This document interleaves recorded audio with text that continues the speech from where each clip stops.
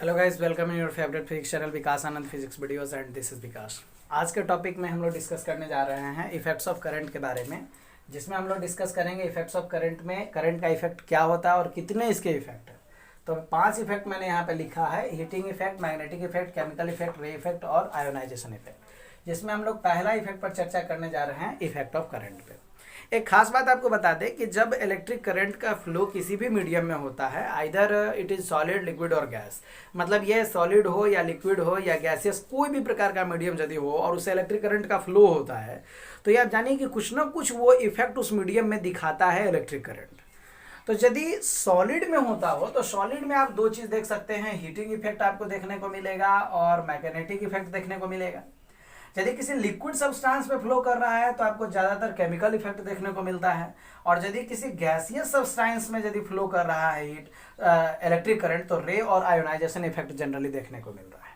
तो आज के इस वीडियो में हम लोग डिस्कस करेंगे mainly heating effect of electric current पे, कि heating of effect of electric current क्या है, और हीटिंग इलेक्ट्रिक करंट का हम लोग फॉर्मूला भी डिराइव करने वाले हैं। फिर उस पर क्वेश्चंस कैसे आएंगे उसके भी मैं आपको गाइड बताऊंगा कि उसको कैसे करना है, कैसे क्वेश्चंस को बनाना है। तो अभी के वीडियो में हम लोग डिस्कस करेंगे heating effect of electric current पे, और उसके बाद फिर मैं स्टार्ट करूंगा magnetic effect of electric current, जो ऑलरेडी एक बड़ा चैप्टर है, इसमें बहुत सारे रूल्स वगैरह भी पढ़ने हैं, तो उसका भी वीडियो का कंक्लूजन आपको जल्दी ही मिलने वाला है।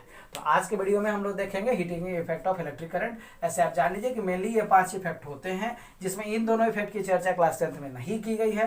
Chemical effect of electric current की भी चर्चा क्लास 10th में नहीं है, इससे पहले किया गया है। ऐसे आपको इस वीडियो में देखने को मिल जाएगा। दूसरा नंबर कि magnetic effect of electric current पर चर्चा करेंगे heating effect of electric current के बाद, और अभी हम लोग देख रहे हैं इफेक्ट ऑफ इलेक्ट्रिक करंट पर डिस्कस करते हैं। तो आप पहले वीडियो पॉज करें और इसको आप नोट कर लेंगे कितने इफेक्ट हैं, फिर उसके बाद हम शुरू करते हैं। ओके गाइस, तो चलिए अभी हम डिस्कस करते हैं। आपको ये बताते हैं कि एक्चुअली में ये हीटिंग इफेक्ट जनरेट कैसे होता है। पहले हम लोग कारण पर डिस्कस करेंगे और तब फिर फार्मूला डिराइव की ओर आगे बढ़ेंगे।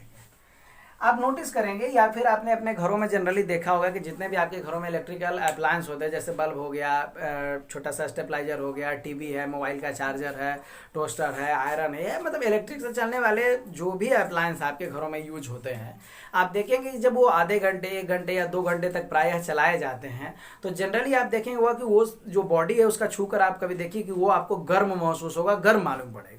तो आखिर क्यों? हमने तो उसको गर्म नहीं किया, हमने तो उसको इलेक्ट्रिक करंट दी है, इलेक्ट्रिक करंट के एवज में वो काम कर रहा है, फिर गर्म कैसे हुआ? तो एक्चुअली होता क्या है कि उसके अंदर बहुत सारे कंडक्टर, बैड कंडक्टर नहीं, कंडक्टर और सेमी कंडक्टर डिवाइस लगाए जाते हैं। जितने भी आपको इलेक्ट्रॉनिक उपकरण है या बिजली से चलने वाले जो उपकरण है, उसके अंदर कंडक्टर्स का यूज होता है, बहुत सारे तारों का नेटवर्क होता है, जाल बिछा होता है सेमी कंडक्टर्स और कंडक्टर्स का। तो जब कंडक्टर से होकर इलेक्ट्रिक करंट फ्लो करती है, तो एक्चुअली में क्या होता है कि इलेक्ट्रिक करंट के फ्लो के लिए फ्री इलेक्ट्रॉन को जिम्मेदार माना गया है, कि फ्री इलेक्ट्रॉन्स जो होते हैं वो चार्ज करियर होते हैं, वो चार्ज को ढोके एक जगह से दूसरी जगह ले जाते हैं। लेकिन उसके अंदर, उस सब्सटेंस के अंदर कुछ ऐसे भी मटेरियल्स होते हैं जो ऑलरेडी वह चार्ज को ढोने में मदद नहीं करते, वो बल्कि चार्ज को रोकने का काम करते हैं। तो जब ये फ्री इलेक्ट्रॉन्स चार्ज को ढोते हैं और वो जो चार्ज को रोकते हैं, तो उन दोनों में एक जबरदस्त एक फ्रिक्शन होता है, और उसी फ्रिक्शन से हीट जनरेट होती है, और धीरे धीरे आपका वो कंडक्टर वायर गर्म होते चला जाता है, और धीरे धीरे गर्म होकर वो क्या करता है, बॉडी को भी अपनी हीट रिलीज करता है, जिससे हमें बॉडी भी छूने पर गर्म महसूस होती है। घबराइए नहीं, 1 घंटे, 2 घंटे या 4 घंटे, 8 घंटे चलने से इससे कोई नुकसान नहीं होता, लेकिन कोई भी इलेक्ट्रिकल अप्लायंस को बहुत लंबे समय तक यूज नहीं करना चाहिए, उसे बीच में ब्रेक जरूर देना चाहिए, ताकि क्या हो, बॉडी इसको फिर मतलब बॉडी अपना हीट पूरा रिलीज कर सके, थोड़ा ठंडा हो सके, और फिर इससे उसे आसानी से काम में लाया जा सके। चलिए, तो यही वजह है, इस वजह को थोड़ा पिक्चर के फॉर्म में देखने का प्रयास करते हैं।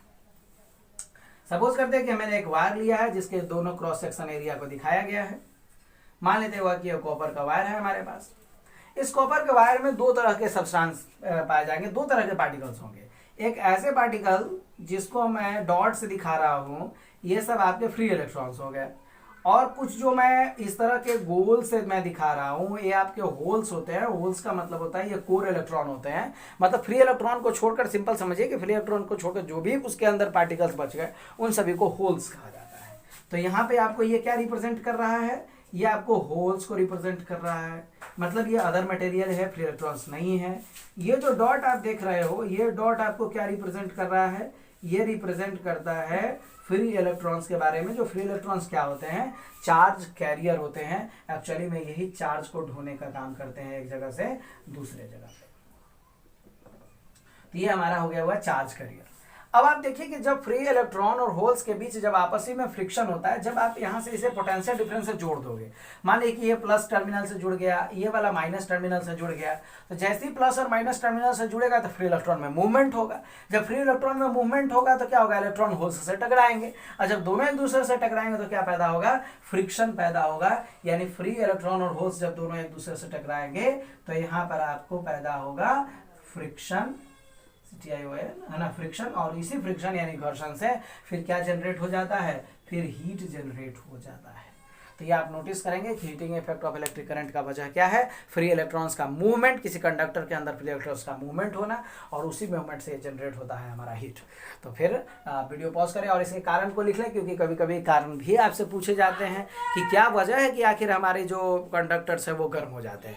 तो उसका जवाब यहाँ पर होगा कि फ्री इलेक्ट्रॉन्स जब आपके होल्स से टकराते हैं तो उनमें फ्रिक्शन होती है, और फ्रिक्शन से ये हीट जनरेट होता है। आप पॉज करें वीडियो और इसे नोट कर लें।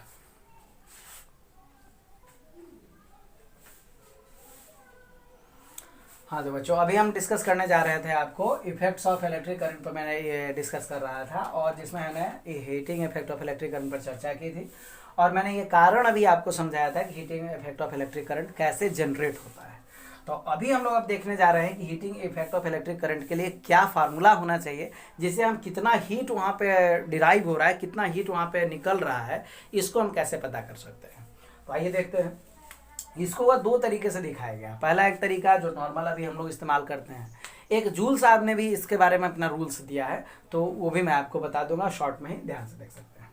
चलिए इसको देखते हैं। आप ये एक्चुअली में जो यहाँ पर वह हीट जनरेट हो रहा है, जो यहाँ पे हीट जनरेट हो रहा है, तो हीट कैसे जनरेट हुआ। एक्चुअली में इलेक्ट्रॉन गया यहाँ से यहाँ तक, इलेक्ट्रॉन के यहाँ से यहाँ तक जाने में फ्रिक्शन हुआ, और वो जब फ्रिक्शन हुआ तो फ्रिक्शन एक वर्क डन हुआ, और वही वर्क डन एक्चुअली में चेंज हो जाता है हीट के फॉर्म में।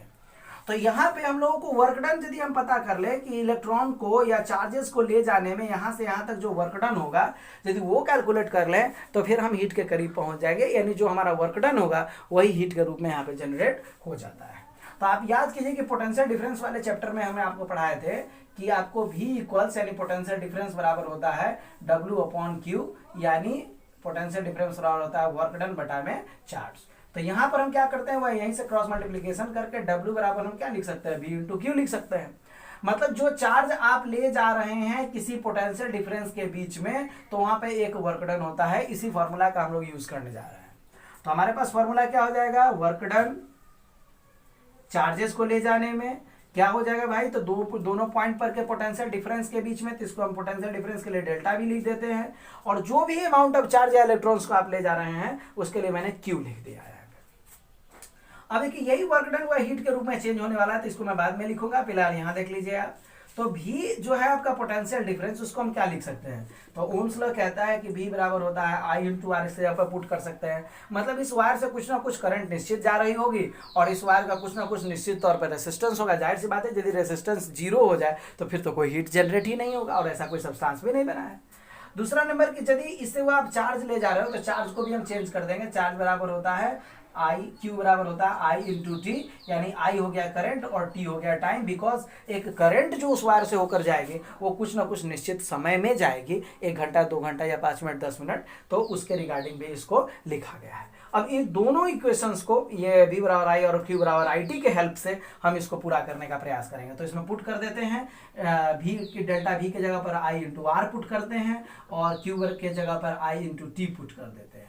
तो यहाँ से आपको फार्मूला मिल के आ जाता है I²RT, और इस वर्क डन को हमने अब हीट के फॉर्म में लिख दिया है। तो H बराबर I/RT, और जो आंसर हमारा आएगा उसका ऐसा यूनिट क्या हो जाना चाहिए, हमारा जूल होना चाहिए, क्योंकि बाकी सब हमने ऐसा यूनिट में यूज किया है।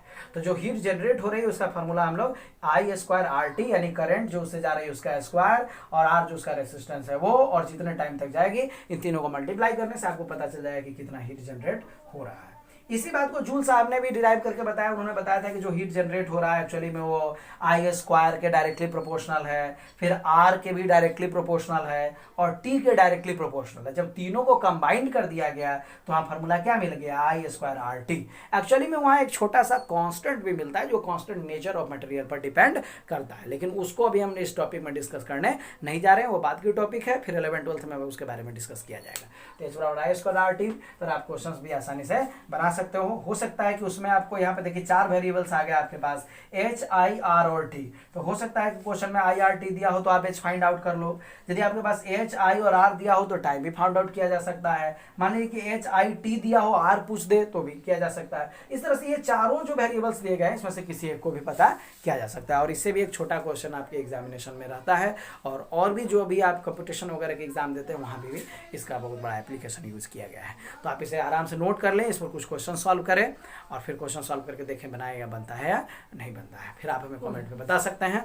चलिए तब तक के लिए धन्यवाद, दैट्स ऑल।